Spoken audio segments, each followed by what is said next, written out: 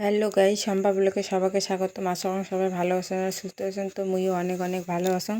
তোমার হাতত দেখি পাওয়া যাচ্ছে একটা প্যাকেট। তো প্যাকেটত মুই নিয়ে নিচ্ছুং আর কি সেন্টারের কাগজপাতি, ডাক্তারের রিপোর্ট।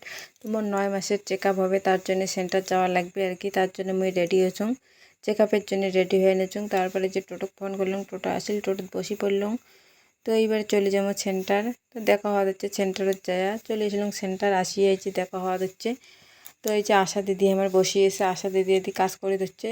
আশা দিদি ঘরের এই যে জিনিসপাতি যন্ত্রপাতির আর কি টেবিল, এই পাশে টেবিলে রাখছে আর এই পাশে বাকি আশা দিদিগুলো বসিয়েছে আর এই পাশে দিদিমণি কাজ করে দিচ্ছে।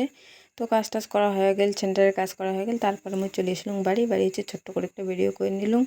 তারপর বাজার ঢুকছি, বাজারত আপেল কিনছি হাফ কিলো। তারপর মোর বইনের বাড়ি থেকে পান নিছি।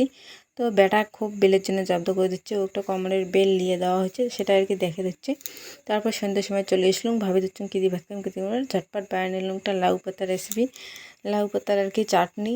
তো আমি এইভাবে ধুয়ে টুয়ে হয়েছে সিদ্ধ দিছুম। তো ছাপা দিয়ে দিলুম, তারপরে সিদ্ধ হয়ে গেল, একটা ঝুড়িত করে ঢালে দিলুম, জলটা নিজের গেছে। আর পেঁয়াজ কুচি আর রসুন মুই খুলে নিচুম যে ভাজাভাজি করিম, তার জন্যে তারা মুই এই জিনিসটা যে কোনো একটা দিয়ে হোক সমান করে ইয়ে করে নিম, নাহলে মিক্সার মেশিনে মুই ব্লেড করে নিম। তো মিক্সার মেশিনে ব্লেড করা হয়ে গেলো, তারপর পেঁয়াজ রসুনটা ভাজি নেওয়া হয়ে গেলো।